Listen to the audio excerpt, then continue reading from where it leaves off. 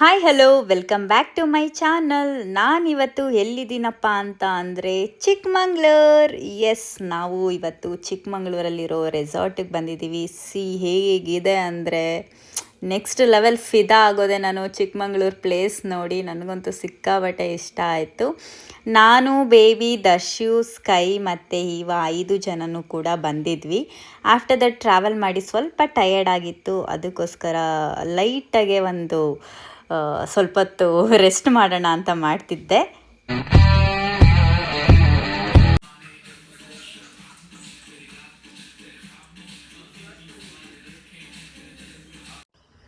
ರೆಸಾರ್ಟ್ನ ಒಂದು ರೌಂಡ್ ನೋಡ್ಕೊಂಡು ಬರೋಣ ಅಂತ ಹೋಗ್ತಾ ಇದ್ದೀವಿ. ನಾನು, ಬೇಬಿ. ತುಂಬ ಬಿಸಿಲಿದೆ. ಬೇಬಿ ಎಲ್ಲೆಲ್ಲೋ ಹೋಗ್ತಾ ಇದ್ದಾಳೆ. ಎಷ್ಟು ಚೆನ್ನಾಗಿದೆ ಈ ರೆಸಾರ್ಟ್ ಅಂತ. ಬೇಬಿ ಎಲ್ಲೋಗ್ತಾ ಇದೆಯಾ? ನಾನೊಬ್ಬಳನ್ನೇ ಬಿಟ್ಟು ಹೋಗ್ತಾ ಇದೆಯಾ?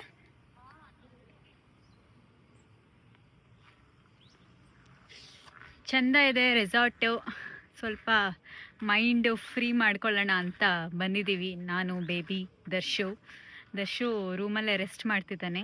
ಅವನಿಗೆ ಕೆಲಸ ಇದೆ. ಇಲ್ಲಿ ಬಂದರೂ ಎಲ್ಲೋದ್ರೂ ಕೆಲಸ ಮಾಡಬೇಕು ಗುರು. ಅವನು ವರ್ಕ್ ಫ್ರಮ್ ಹೋಮ್ ಇದ್ದರೆ ಹೀಗೆ ಪ್ರಾಬ್ಲಮ್ ಆಗೋದು. ಅದಕ್ಕೆ ನಾವು ಸ್ವಲ್ಪ ರೆಸಾರ್ಟ್ ಸುತ್ಕೊಂಬರೋಣ ಅಂದ್ಬಿಟ್ಟು ನಾನು, ಬೇಬಿ ಬಂದಿದ್ದೀವಿ ಆಚೆ.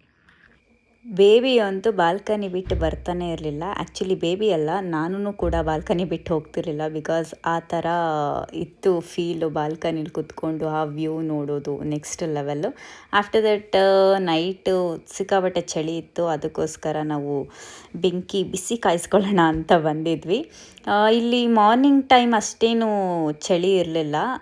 ನಾವು ಎಕ್ಸ್ಪೆಕ್ಟೇಷನ್ ಇಟ್ಕೊಳ್ಳೋಷ್ಟು ಏನೂ ಇರಲಿಲ್ಲ. ನೈಟ್ ಮಾತ್ರ ಚಳಿ ಇತ್ತು ಅಷ್ಟೇ.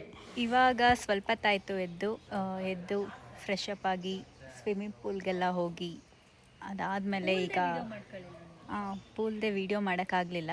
ಬಿಕಾಸ್ ಎಲ್ಲರೂ ಇಳಿದ್ಬಿಟ್ಟಿದ್ವಿ. ಅದಕ್ಕೆ ಯಾರೂ ವೀಡಿಯೋ ಮಾಡೋರಿರಲಿಲ್ಲ. ಈಗ ಲಂಚಿಗೆ ಬಂದಿದ್ದೀವಿ. ಡೈರೆಕ್ಟು ಬ್ರೇಕ್ಫಾಸ್ಟ್ ಏನೂ ಮಾಡಲಿಲ್ಲ.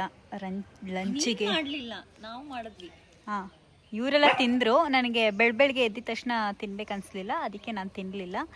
ಈಗ ಲಂಚಿಗೆ ಎಲ್ಲ ರೆಡಿ ಮಾಡಿ ಇಟ್ಟಿದ್ದಾರೆ. ದರ್ಶುಗೆ ವೆಯ್ಟಿಂಗು. ಯಾವಾಗಲೂ ಅವನಿಗೆ ವೆಯ್ಟ್ ಮಾಡಬೇಕಾಗತ್ತೆ. ಏನೂ ಮಾಡೋಕ್ಕಾಗಲ್ಲ. Celebrity feels. ಸೊ ಲಂಚು ಏನೇನೆಲ್ಲ ಆರ್ಡ್ರ್ ಮಾಡಿದ್ದೀವಿ ಅಂತ ತೋರಿಸ್ತೀನಿ.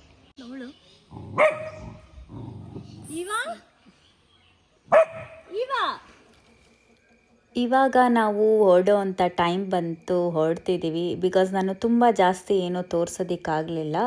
ನಾನು ಅಷ್ಟು ಫೋನ್ ಯೂಸ್ ಮಾಡ್ತಿರ್ಲಿಲ್ಲ. ಬಿಕಾಸ್ ನಾನು ಆ ಪ್ಲೇಸ್ನ ಎಂಜಾಯ್ ಮಾಡ್ತಾಯಿದ್ದೆ. ಸೊ ಅದಕ್ಕೋಸ್ಕರ ಜಾಸ್ತಿ ಏನು ಕವರ್ ಮಾಡ್ಕೊಳ್ಳೋದಕ್ಕಾಗಲಿಲ್ಲ.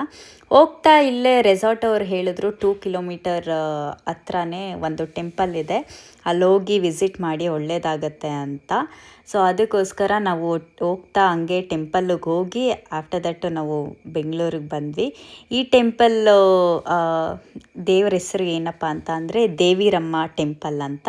ಈ ಬೆಟ್ಟದ ಮಧ್ಯ ಇರೋ ಟೆಂಪಲ್ಲು ಸಿಕ್ಕಾಪಟ್ಟೆ ಚೆನ್ನಾಗಿತ್ತು ಟೆಂಪಲೆಲ್ಲ. ಸೊ ಅದನ್ನು ಮುಗಿಸ್ಕೊಂಡು ದರ್ಶನ ಮಾಡಿಕೊಂಡು ಆಫ್ಟರ್ ದಟ್ ಬರ್ತಾ ಒಳ್ಳೊಳ್ಳೆ ಪ್ಲೇಸ್ ಎಲ್ಲ ನೋಡಿಕೊಂಡು ಬಂದ್ವಿ. ನೋಡ್ತಿದ್ದೀರಲ್ಲ ಎಂತೆಂಥ ವ್ಯೂ ಕಾಣಿಸ್ತಿದೆ ಅಂತ. ಸೊ ಆಫ್ಟರ್ ದಟ್ ನನಗೆ ಸಿಕ್ಕಾಪಟ್ಟೆ ಟಯರ್ಡ್ ಆಗೋಗಿತ್ತು. ಆ 3 ದಿನ ಏನು ಆ ಚಳಿಲಿ ಆ ನೀರು ಚೇಂಜ್ ಆಗೋಗಿತ್ತಲ್ಲ. ಸೊ ಅದಕ್ಕೋಸ್ಕರ ನನಗೆ ಸ್ವಲ್ಪ ಲೈಟಾಗಿ ಗಂಟ್ಲೆಲ್ಲ ನೋವು ಬಂದು ಬಾಡಿ ಪೇನ್ ಎಲ್ಲ ಆಗಿತ್ತು. ಅದೇ ಕಾರಲ್ಲಿ ಸ್ವಲ್ಪ ಮಲ್ಕೊಳ್ಳೋಣ ಅಂತ ಮಲಗಿದ್ದೆ. ಫೈನಲಿ ಬೆಂಗಳೂರಿಗೆ ಬಂದ್ವಿ. ಚೆನ್ನಾಗಿತ್ತು ಟ್ರಿಪ್ಪು. 3 ಡೇಸು ಚಿಕ್ಕಮಂಗ್ಳೂರಿಗೆ ಹೋಗಿದ್ದು. ಎಂಜಾಯ್ ಮಾಡಿದ್ವಿ ಚೆನ್ನಾಗೆ. ಎಲ್ಲನೂ ಕವರ್ ಮಾಡೋದಕ್ಕಾಗಲಿಲ್ಲ. ಅಲ್ಲಲ್ಲಿ ಸ್ವಲ್ಪ ಕವರ್ ಮಾಡ್ಕೊಂಡಿದ್ದೀನಿ. ಬಿಕಾಸ್ ನನಗೆ ವ್ಲಾಗ್ ಮಾಡೋ ಐಡಿಯಾನೇ ಇರಲಿಲ್ಲ. ಅಲ್ಲಿ ಹೋದ್ಮೇಲೆ ಮಾಡಬೇಕು ಅಂತ ಅನ್ನಿಸ್ತು. ಬಿಕಾಸ್ ಆ ವೆದರು, ಆ ಪ್ಲೇಸು ನೋಡಿದ್ಮೇಲೆ ಅಲ್ಲಲ್ಲಿ ಸ್ವಲ್ಪ ಬೆಸ್ಟ್ ಪ್ಲೇಸ್ನ ನಿಮಗೂ ಕೂಡ ತೋರಿಸೋಣ ಅಂತ ಅಲ್ಲಿ ಹೋದ್ಮೇಲೆ ಅಂದ್ಕೊಂಡೆ. ಸೊ ಅದಕ್ಕೋಸ್ಕರ ಫುಲ್ ಎಲ್ಲನೂ ಕವರ್ ಮಾಡೋದಕ್ಕಾಗಲಿಲ್ಲ. ಸೊ ಇಷ್ಟರಲ್ಲಿ ನೀವು ನೋಡಿರೋ ಇಷ್ಟರಲ್ಲಿ ನಿಮ್ಗೆ ಇಷ್ಟ ಆಗಿದರೆ ಲೈಕ್ ಮಾಡಿ, ಶೇರ್ ಮಾಡಿ, ಕಾಮೆಂಟ್ ಮಾಡಿ. ಆ್ಯಂಡ್ ಆದಷ್ಟು ಬೇಗ ನೆಕ್ಸ್ಟ್ ಬ್ಲಾಗಲ್ಲಿ ಸಿಗ್ತೀನಿ. ಅಲ್ಲಿವರೆಗೂ ನನಗೋಸ್ಕರ ವೆಯ್ಟ್ ಮಾಡ್ತೀರಿ. ನನ್ನ ಚಾನಲ್ಗೆ ಸಬ್ಸ್ಕ್ರೈಬ್ ಆಗೋದನ್ನು ಮಾತ್ರ ಮರಿಬೇಡಿ. Thank you so much guys. Bye.